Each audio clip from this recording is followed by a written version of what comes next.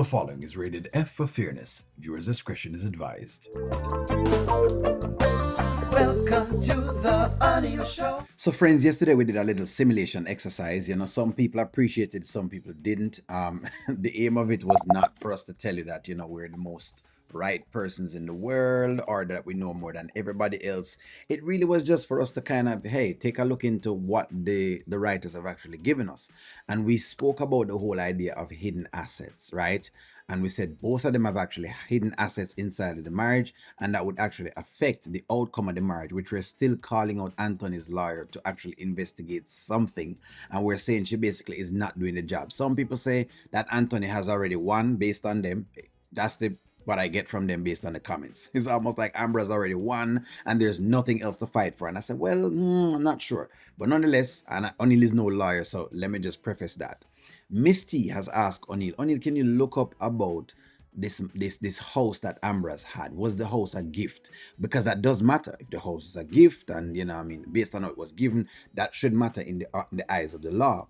And so we spoke about hidden assets. Well, I think I have something to speak to that, Misty. Let's jump into that. I'm starting to feel like a walking Kountry Wayne encyclopedia because I feel like, O'Neill, it's always O'Neill's job to unearth or uncover things that we may have missed in the entire story. This was one of those moments that Amber's house came to the forefront and we get what is the real 411 or what is the real about this house. Let's take our time through this. So what you don't know is that, yes, I told Anthony about the sale of my house. And a lot of Amber fans love that because according to them, well, O'Neill, she has already, told him. So there's nothing that she's hiding at all. So what are we talking about? And, them tell O'Neill off because, hey, them have to stick it to O'Neill's face. Remember, friends, all I'm trying to do is to give you the entire story. That's all O'Neill is trying to do because I see that some people miss it sometimes. But he does not know how much I'm making. You see, Anthony is not on the paperwork. Okay. Right. But as I said, Mama didn't raise no fool. And I know that was purchased in a marriage. Stop right there. So that's the biggest piece of the puzzle. Whatever they acquired during the marriage. Remember, O'Neill kept saying this. Whatever they acquired during the marriage. So she's acknowledging that she has made this purchase during the marriage, which would mean that it would be commingled with all the other funds. That's why we keep talking about this divorce now. And I'm saying we're looking at the funds within the marriage in itself. The other people keep coming in, well, it's just half of everything. Half of everything of what? Because that's not what the law is stating. But again, I'm not a lawyer. That's what I say based on Georgia law, aka Skitland law. Because that's what they're basically using at the end of the day. Could still be split 50-50, right? We both know that. So it could have an equitable split.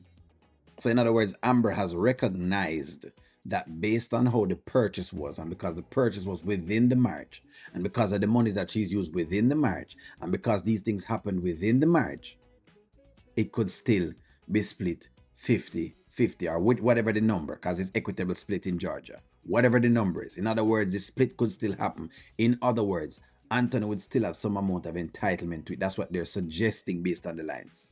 That's why the house is actually in my dad's name. Yeah. Amber. What'd you say? Chess, Not checkers. All right. And so that stops right there. So in other words, she knows what has actually occurred with the entire thing in itself. So that's what I was saying when I said Amber is actually hiding funds as well, because the purchase of that house is a bit cloudy and she deliberately did a lot of the things that she did for that because she wanted to ensure that it never included Anthony in there. That's why I said it becomes a forensic case. It becomes a case of, you bringing forensic accountants in and checking everything out. And this is why I'm saying both of them have been hiding money's friends. That's why I said that. So in other words, it still has cloudiness into it, and she knows that. That's why she hasn't told Anthony how much she has made from it, because the appreciation does matter. As someone was saying, the appreciation only goes to Anthony. No, Amber also had investments inside of her marriage as well. and Anthony probably don't know about them. We just haven't heard about them. What we've heard about in the storyline is mainly about Anthony, because they're focused on the fact that Anthony is a man with a lot of monies. But there you go.